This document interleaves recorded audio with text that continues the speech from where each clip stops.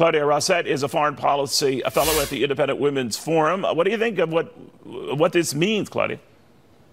This means that exactly as one might have predicted, and some of us did, the deals between South Korea and North Korea, between President Trump's administration and North Korea, will not work. They're falling apart now. We're seeing what's happened with every deal that's been done. All right, so we needed some measurable improvement or signs that they were denuclearizing, but what were we looking for that we're apparently not getting? Well, things like nuclear weapons leaving the country to be, in our custody or someplace where they're not going to threaten us and the free world. We were looking for things that I think North Korea isn't going to do. It's given a lot of signs that are sort of concessions in a small way. The return of prisoner remains from the Korean War, or what we hope they are.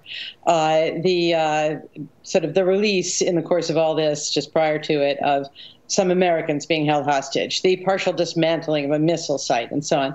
None of these, and the Potemkin blowing up of a tunnel at their nuclear test site, which can be cleared out. None of these amount to actually ending their nuclear program, just none of it. And that's the problem. Neil, unfortunately, there is no diplomatic deal that's going to end the threat from North Korea. The very unpleasant reality is the only real solution is an end to that regime. Few people want to look at that. It's unpleasant, it's unattractive, but that's what we're really up against. The deals won't work. All right. Now, the North Koreans, we're told, were surprised by this development. That is the canceling of this trip on the part of the president for Michael Pompeo to postpone it.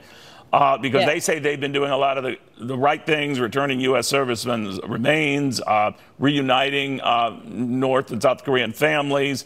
Not good enough. What did you make of that? No, look, these are being described as trust-building measures. South Korea, where they have this appeasement-happy president who is trying to build a federation with North Korea. Like rule one of governance is do not federate with a totalitarian state. Just don't do that. But these trust-building measures, look, we can't trust North Korea no matter what they do, as long as that regime is there. It has no real accountability to its own people. It brutalizes them, it starves them, it enslaves them. That's what it's done since the end of World War II. But it's the only regime we can deal with at the time being. So what do we do? Yeah, well, I think we need to make the mission, how do we bring it down with minimum cost? Unfortunately, Neil, the problem is it's really a problem. It's been allowed to run for so long. And under President Obama's so-called strategic patience, we saw the considerable rise and military sort of regrouping and modernization of North Korea's two big patrons, China and Russia.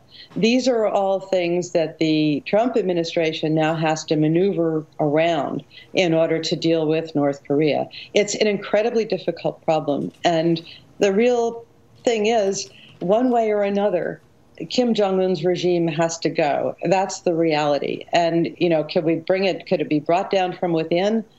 Far preferable to what could be a terribly costly war. We don't want another Korean war.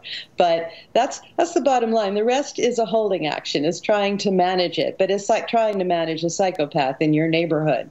You really don't do trust-building measures and think they're going to stick. Wow. Claudia, thank you, I think. We'll see what happens. Be well.